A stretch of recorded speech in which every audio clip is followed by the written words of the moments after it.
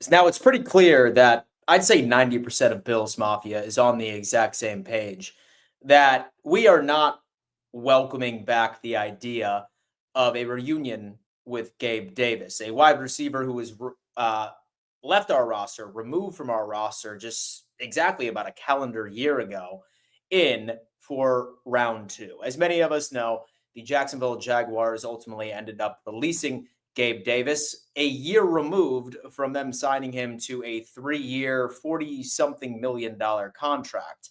And I got to tell you what, I'm not one to run victory laps, right? Because many of us were upset that Gabe was not re signed last offseason. And I went on record and I said, look, if you were to pull up a Gabe Davis highlight video from the Buffalo Bills, you would only find 3 games of subject matter.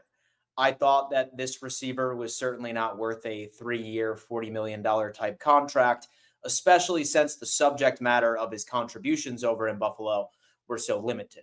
Granted, of course, he did have that wonderful performance in the 13 seconds game, that 198-yard touchdown that he caught from Josh Allen during a regular season matchup against the Pittsburgh Steelers. But a lot of issues always arise from this said player, right? Like not a lot of separation. And if you are a receiver that cannot create that, then you better be damn good at contested catch situations. And largely that was not the case when Gabe Davis was a Buffalo Bill. It was almost to a point where Buffalo wanted to address it by drafting Keon Coleman the following year, who, while I know that a lot of us have our reservations on Keon Coleman and year one of his development, one thing you can't take away from that prospect is that he indeed is an upgrade in that trait for the Buffalo Bills wide receiver room. Now, obviously, I am not a part of the front office of the Buffalo Bills, right? I do not make any decisions, nor does anybody watching this episode. And I think that we could all discuss ad nauseum why Gabe should not be a part of said roster. And it doesn't necessarily have to do with his overall talent. It's more so of where would we put Gabe Davis on this roster?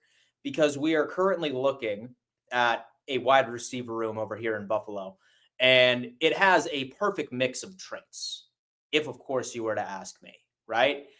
We have the slot route runner that can create yak. That's Khalil Shakir, very largely slept on across the league. He's solidifying the slot. He fits that trait in which that we are looking for. We have the route runner that will line up on the outside that wins with his full route tree, with his hands specifically, some upside in that category. That is Joshua Palmer.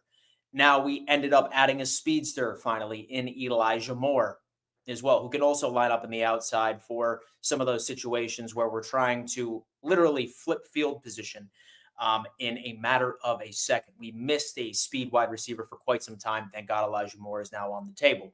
We have Keon Coleman. Again, like I said, the big-bodied wide receiver who is our contested catch guy. He's ready to go. We have Curtis Samuel, who is the gadget player. And while a lot of us are going out and saying, hey, we were kind of disappointed. He signed a 3-year contract. I think it was around $27 million last year. Let me know if I'm wrong there. But you can't take it away from the guy. His production absolutely skyrocketed toward the back half of the season and into the playoffs. And quite frankly, we are stuck with him contractually. So really can't speak on that. So that's 5 wide receivers that we think are for sure going to make this said roster, whether or not that they bring some very attractive traits and or whether or not that we are handcuffed contractually. And then it starts to get into the 6th wide receiver spot. Now, if you were to ask me, say that I could put myself in the shoes of the front office and the coaching staff of Buffalo, I want that 6th wide receiver, and that's even if we take 6 wide receivers this year. I would want that guy to have a prominent role in special teams. And number one, I don't think that Gabe Davis would be that guy, right? I honestly think that he would provide a bit more value to teams that are truly looking for more of a big-bodied type big target rate in the red zone, such a contested catch guy like the Steelers / the Giants. 6 wide receiver spot for me is probably going to be somebody that can contribute to special teams. Now, whether or not that is Laviska Shenault, who is my vote of confidence, I genuinely believe that he is going to beat out Codrington in the kick returner role. So, as far as real estate is concerned, folks, I'm having a very difficult time understanding where Gabe Davis could be placed. Now, some of us could potentially say, hey, Dan, we could take 7 wide receivers. We've done that in the past. This is why it doesn't make sense to me. And again, they could shock the world, right? And they could bring in Gabe Davis and bring in 7 wide receivers. But why it doesn't make sense to me, folks, is that when you add 7 wide receivers, which is certainly not normal across the NFL, that means that you are taking away from one other specific position group. And I think when it comes into any room or position of value that needs as much depth as humanly possible, wide receiver is at a very low totem pole, right? Depth at the wide receiver position, if you were to ask me, is not a priority to this team whatsoever. It means that I really would like to forego like having a 7th wide receiver and make sure we have extra DBs or make sure we have extra defensive linemen and or offensive linemen. So it's kind of backwards when you overall look at it. Now, could this stream be completely useless and Sean McDermott and Brandon Beane shock the world like they typically have? Because we know that this team values players that have familiarity with said team, right? Like we have seen 2 separate examples this season alone where Sean McDermott and the front office ended up bringing in Dane Jackson and also Tre'Davious White, reunions a year removed from the roster. This Bills team likes familiarity. We could potentially see that happen, right? I'm not saying that I'm giving it my vote of confidence, but who knows? In fact, somebody actually ended up sending me a screenshot of something they saw on Facebook. All right. And it just so happened to be, and this is not the meme where you see some random guy sitting at a desk and it says breaking news. So the D-Hop was seen at the airport. I'm sure you're familiar with that meme. Somebody actually ended up sending me a picture and a post on Facebook of a lady that was at the Buffalo airport last night and saw Gabe Davis. And she took a picture with him. Now, I'm not reading into that much because number one, I do believe that Gabe Davis is still very close with a lot of the players on the Bills roster. I'm sure a lot of his friends are still up there. I'm not even sure if he was able to sell his house, right? Like maybe he still has some real estate up here. I'm really not reading too much into that. But all in all, I would not be a fan of this potential transaction. Not for me. Not for me, folks. I'm not feeling it. But I will tell you what, folks. This episode of the Dom Mafia Report, which is live typically Monday through Friday at 10 a.m. EST. I had to do an emergency episode today. And say, for example, that you guys are new here. I structure my shows by speaking for the first 10 to 15 minutes on the topic at hand. And then for the remainder of the episode, I end up turning exclusively to the live chat where I answer each and every single one of my live audience's questions and I react to their statements and whatever they are providing to the conversation. So say, for example, that you are catching this episode on the replay and or if you are listening on Spotify or Apple Podcasts, I highly recommend that you should roll on over to YouTube, subscribe, and turn on bell notifications so you never miss an episode or an opportunity to ask me a question live on air. All right, guys, please do me a favor. Smash that like button for me. It's the easiest thing in the world to show some love. And guys, as always, in order for me to make sure I give a perfect experience for anybody listening to the replay of this episode, please submit your questions with a Q dash and or an S dash for statement so I can easily decipher between the two. Let's go on ahead and see exactly what everybody has to say. Again, guys, say, for example, you have a question, please begin all submissions with a Q dash or a statement with an S dash. So that way I can easily decipher quite a bit between the two. We have Nara is coming in. What's going on, Nara? Hope all is well. I think it's possible, not only because of the familiarity of it, but I think you forgot that the Bills love their players and it's a big family environment. Gabe may also want to go back to what he knows. Yeah, for sure, right? Like it's not completely out of the realm of possibility, right? Because Sean McDermott and this coaching staff has shown right in the past that they love bringing in familiarity. But it's not so much that it's Gabe the player that I want to stay away from. it's really almost to a point of redundancy for me, right? Like half of the reason why I think that Buffalo had no interest in getting the Luther Burden of the world, right? Because we already had a slot receiver guy, right? We already have the exact same type of wide receiver on this roster that is going to indeed be playing for us, and that's Keon Coleman. I just feel like it would be a bit redundant, and it's not really like Gabe Davis is going to be providing much in the special teams operations side of things. So, like me having two wide receivers that have difficulty creating separation or just big body red zone targets or contested catch guys, it it doesn't make a lot of sense to me. It doesn't make a lot of sense to me. So I would probably have to go on ahead and say, um, I would not be too pleased with this potential transaction. But again, like I said, I wouldn't be surprised, really. We have Christopher is coming. Maybe he can drive down to South Florida and get a job at the Dolphins. I got to tell you what, man, they are indeed hiring. They are indeed hiring. And so I'm not sure if you guys saw, but Tyreek Hill ended up going under a second wrist surgery. And he's clever. He's clever as hell because Tyreek has already mentioned or suggested that he doesn't want to play for the Miami Dolphins this year. Get this. His recovery process, according to artificial intelligence, of course, is a 3 to 6 month recovery period. And for a player that wants nothing to do with an organization, I have a feeling that he's going to baby his recovery process all the way up until the NFL trade deadline.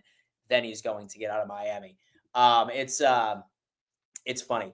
Justin Morris, who has a more successful season in your opinion, Palmer, Moore, and or Samuel? So I'm going to tell you what, man, I really don't think that this Buffalo Bills offensive strategy is going to change much whatsoever. So I think that it's really going to be the everybody eats mentality. I think that all of the targets are going to be evenly distributed for the most part. I think that we're going to have a season where a single pass catcher does not go over 1,000 yards, right? So I think it's going to be situational. So I think that Shakir is probably still going to receive the most targets. As far as Elijah Moore, I think that he's going to be our specialty guy, right? Like while his route tree is good, so I think that really the benefit that he provides is certainly his go routes, right? Straight down the perimeter, just in case we're trying to flip the field almost at at any moment. But we shall see. Samuel, I'm holding on to hope that Samuel could actually be the player in which that he was toward the back half of the season, man. I am really hoping that he can make this work. We have Bills 7883. And how many times have the Bills kept 6 wide receivers in the McBeane era? How many times have they kept 7? How many times have they kept 5? Is the 6 wide receiver ever not a pure special teams guy? Yeah, they did 7 a couple of years back. I think back in the Cole Beasley days, like when Cole Beasley, John Brown. So 2 years ago, they ended up having 6, but that was when Justin Shorter was automatically placed on the IR. Last year, he had 5, but then you saw the entry of Amari Cooper afterwards, which made it 6 at one point. 6 is typically a special teams guy. So again, I really don't foresee Gabe Davis being able to fill that role. And like us keeping 7 is also really not making much sense. We need big game everyone for every play all season. And I think we get that because of the family-oriented team that we have. And you all play for each other, and I feel like you all pick each other up. Man, you know what? I love that positivity in my life, man. I really, really do. Khalil Shakir, if we bring back Gabe, I only want him to play against the Chiefs in the playoffs. It's funny because I regularly say that, and this is not a slight toward Gabe Davis, but I think that there was like a small section of Bills Mafia last year that desperately wanted to bring him back, right? Like they were like, oh my God, we need to pay him whatever he wants, like bring him in. But so when you look at the subject matter and so the material that was presented for him to make an argument that he deserved that kind of money, say that you were to pull up any sort of highlight video on YouTube of Gabe Davis, like you only had like 3 games of subject material, like 3 games only. And while I love that performance from him, it did ultimately end up equating into an L, which sucked. But look, so here's the deal about Gabe Davis, the player, right? This Jacksonville Jaguars team, and granted, they have an entire new regime this year, right? Like a brand new head coach, a brand new GM. They wanted to walk away from Gabe Davis that bad that they're paying him $13 million to play for somebody else next year.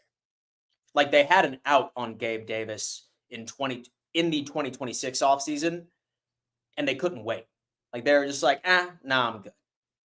So we'd rather put all of our trusts rating a guy like Travis Hunter, who's going to be playing 50-50. So that's kind of my thing. I mean, cool. Like, so it'd be nice with nostalgia, but I do feel like we've had enough nostalgia, right? So we've already brought back Trey White. Yay, we're so happy, right? Like, we always bring back Jordan Phillips occasionally, like here and there. But yeah, I feel like that I'm over the feel-good nostalgia movement, if you will. Statement: if we bring back Gabe, I only want him to play against the Kansas City Chiefs. Whew, I like that. Patrick Peterson exposed him. Exposed him, you said? Oh, wow, Dan, really? That's why I'm saying I'd want to hear what Gabe has to say if we were to bring him back. I feel it's important with the team/locker room that we have established. I don't necessarily remember like Gabe Davis ever being a problem in the locker room. I did see a couple of videos of him like chirping a fan back and forth, but I never heard anything about him actually being an issue at the end of the day. We shall see. So the Bills brought in guys like Hawes to make us less predictable to prepare for. How would Gabe Davis help that? And the CBs laughed about how easy it was to prepare for Gabe Davis. Bills offense, they LOL'd. Yeah, for sure, man. Say, for example, that we're trying to load any specific portion of our roster. We absolutely need to focus on the areas in which we struggled with depth last year. So CB and the trenches. Give me as many depth pieces as possible on the active 53, because say that we were to roll with 7, hypothetically, that's taking away from a different position group that I think that we need to be deep into, man. We will see. All right, we have Jesse is coming in saying 49ers fans do this too, and so nostalgia of no rings makes no sense. Gabe is a Josh Allen merchant. Yeah, for sure. Look, man, like there are Josh Allen merchants out there. And I feel like we should be excited about that because you need to have a very special quarterback in order to put that label on somebody as a particular QB merchant. Say, for example, right? Like back in the Tom Brady days, like whatever happened to Wes Welker once he ended up going elsewhere, whatever happened to Danny Amendola once he ended up going elsewhere, right?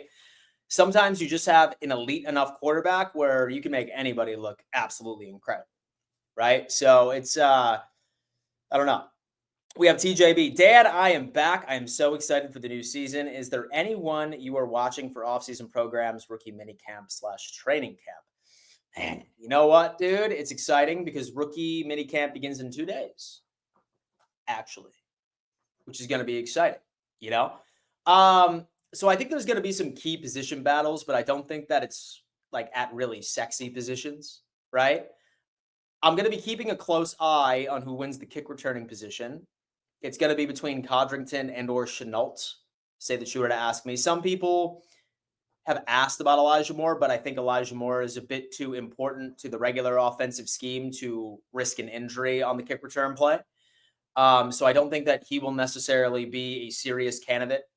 I'm sure he might maybe take a few snaps right during training camp and stuff like that. But as far as him like winning the role, likely not.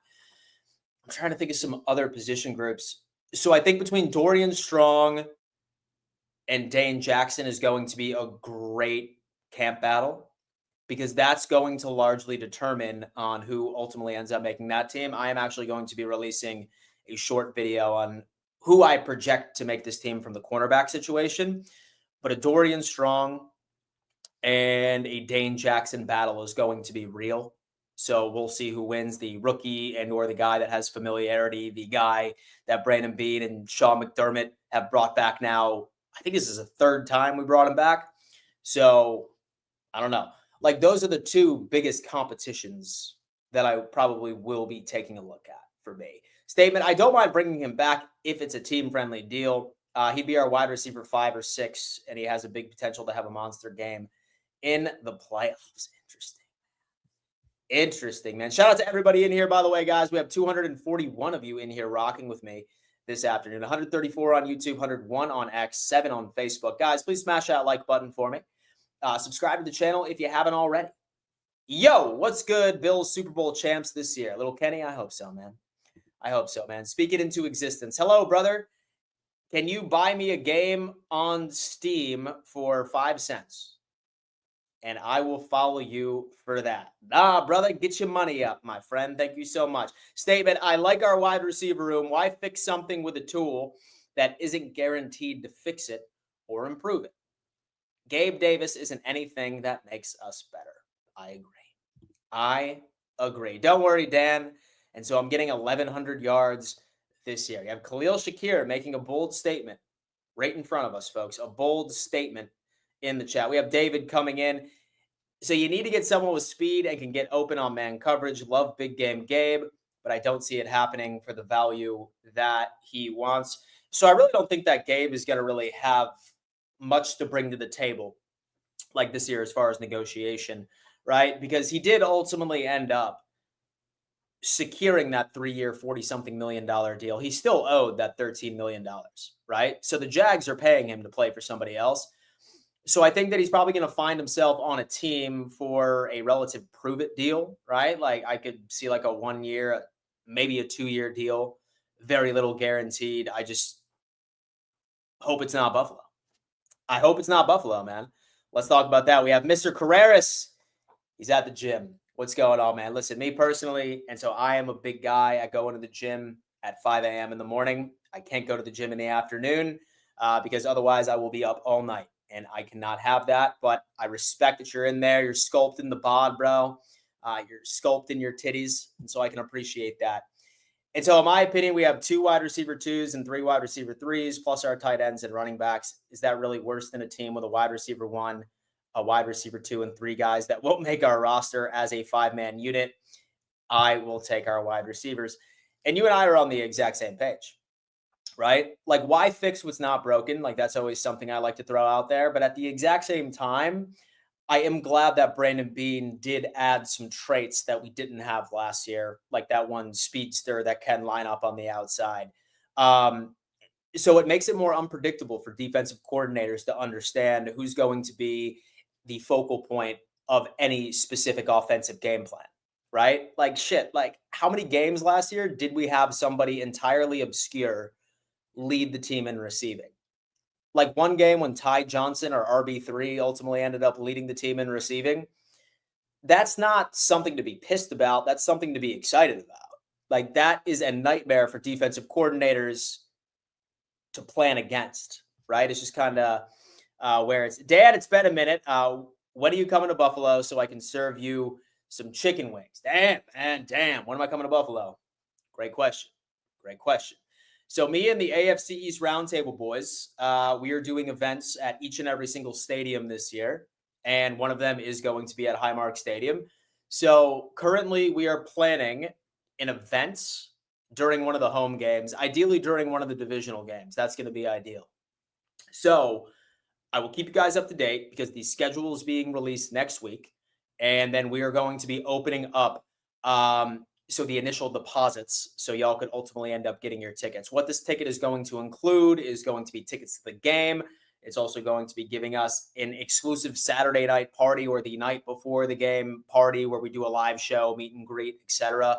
And then we're going to be doing like a tailgate. I'm still sort of working on all the specifics as far as finding like vendors, but I sincerely hope that a lot of Bills Mafia decides to show up because I would love to meet a lot of you. I would love to meet a lot of you. I will keep you up to date. Indeed. Shout out to Dwayne, man. Dwayne, what's going on, man? Hope all is well. Tell Bob I said he sucks. He does suck. Bob sucks. And in case anybody's wondering who Bob is, it's this gentleman right behind me. He gets beat downs when I live react to games during the season. And do y'all want linebacker Pratt for a bucket of Buffalo wings? Seabird and Jermaine Pratt for a bucket of Buffalo wings. What's the dipping sauce served on the side? What's the dipping sauce served on the side? Seabird's coming in. Oh, man. He's trying to shell off our guy over here from his team. Hold on. Like, honestly, I'm not even familiar with the dude. Cincinnati Bengals? Ooh. And my boy C has had enough with that defense, specifically Jermaine Pratt. Wants nothing to do. It will be nice to see TD again. Absolutely, man. You already know what it is. And at the very least, I will drive my ass over there to meet you. Yeah, for sure, man. Listen, we're going to be having a great time. We have Al has come in saying shutting down a number one is way easier than trying to double four number twos. And we have a big play to go to. And so the players like Shakir, we have the formula for success, and counting on a number one consistently is not the answer. And look, so like I said, so that's kind of been something that's been very difficult for me to grasp. What everyone's hyper obsession of having a true wide receiver number one on your team, how it's valuable, right? Because look at the two teams that ultimately ended up making the AFC Championship last year. Name the wide receiver number one last year for the Bills and or the Chiefs. Name the solidified number one wide receiver for the Bills and or the Chiefs last year, right? It's tough. It's tough to do so, right? Because it's the exact same winning mentality that got both of those teams to where they were. Steelers really traded Pickens for a candy bar and a broken crayon just to sign Gabe Davis and Allen Lazard. Man, you know what? I have a feeling that they're going to sign Gabe Davis. And so I'd say that I had to guess where Gabe Davis is going to land. It's going to be either the New York Giants and or the Steelers, especially since there is a vacancy with Pickens and several other possibilities here. Brantley Bird, who do you think the Bills will play week 1 in 2025? Ooh. So we're predicting schedules right now, huh? Week 1. So last year we had an NFC matchup. So against the Arizona Cardinals. I don't know, man. I don't know. So I'll tell you what, I would be fine with the divisional opponent, but we will see. Bills will do good this year. I hope so, Joe Brown. Great question. Man, we have Josh Allen MVP. What are you expecting for each of our wide receivers next year stat-wise? So I think it's going to be largely the same thing. So I would be willing to bet that I don't think anybody cracks 1,000 yards, but I do think we have a couple of guys that are hovering around 750, 800, maybe 900. But that's fine, baby. Spread the wealth. That works. So I'm asking honestly, how many times has the number one wide receiver won the Super Bowl? You have Jerry Rice, but he had Montana and an amazing defense in Roger Craig. I honestly can't think of one. Marvin Harrison. But then again, with him, right? He had Peyton too, right? So it's rare. It's rare, right? I feel like everyone's been hoping for a solidified guy, winning a Super Bowl, and so building your team around wide receivers isn't necessarily the sauce, right? So a great example I would say would have to be the Cincinnati Bengals, right? Yes, I understand that Joe Burrow ultimately ended up having an injury concern 2 years ago, which made them miss the playoffs by itself. But so I think when you look at the Cincinnati Bengals, they've invested quite a bit in T. Higgins and then also Jamar Chase. But when your defense is giving up 35, 38 points per game, I mean, what's happening? So I don't know.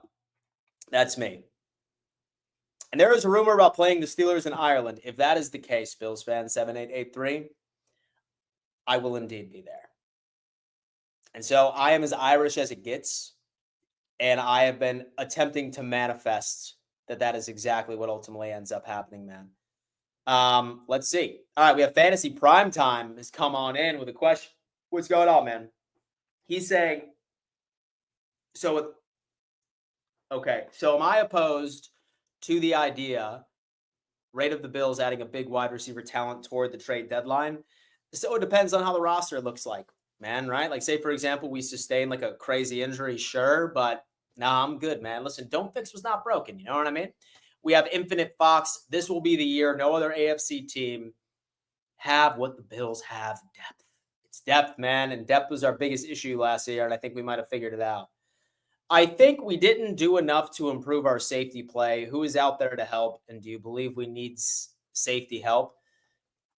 So I think right in an ideal world, you would have liked to see some sort of acquisition, somebody that could potentially like really rise to the occasion, rate and coverage capabilities, right?